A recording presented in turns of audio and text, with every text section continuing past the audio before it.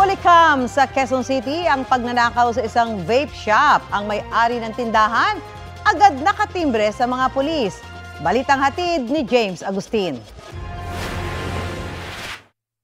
Gamit ang flashlight, tinalughog ng lalaking ito ang isang vape shop sa Quirino Highway, Barangay Sauyo, Quezon City. Ang lalaki pinagbubuksan ng mga cabinet sa tindahan. Nang makuha ang kanyang pakay, sumilip siya sa labas. Hindi pa man siya nakakatakas. Masdan na biglang bumaba ang roll-up door.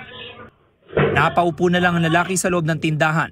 Ayon sa pulisya, kasasaralan ng vape shop na mangyaring insidente.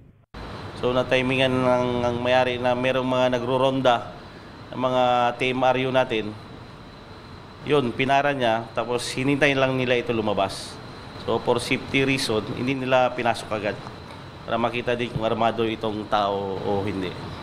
Ang hindi alam ng lalaki, bago pa man siya makapagnakaw, nakita na siya ng may-ari ng tindahan na umaaligid sa lugar. Nakumpirma ito nang i-review ng CCTV footage.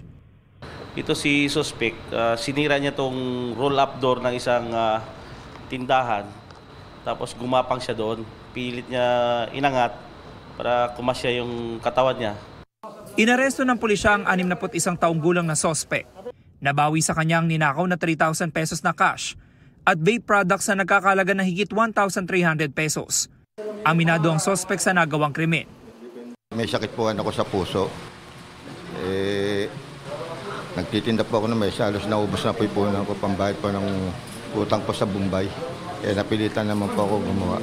Nagawa ka man yun, pero pinagsisisihin ko na po yun. Sa record ng pulisya, ika-5 beses nang nareso ang suspect na dating nasangkot sa mga kasong pagnanakaw at iligal na droga. Since 2019, meron na siya mga series of robbery. TEP 9165. So meron din siyang malicious mischief na kaso. So hindi na bago ito sa gawain ng tao na to. Nasampa ng suspect ng reklamong robbery. James Agustin, nagbabalita para sa GMA Integrated News.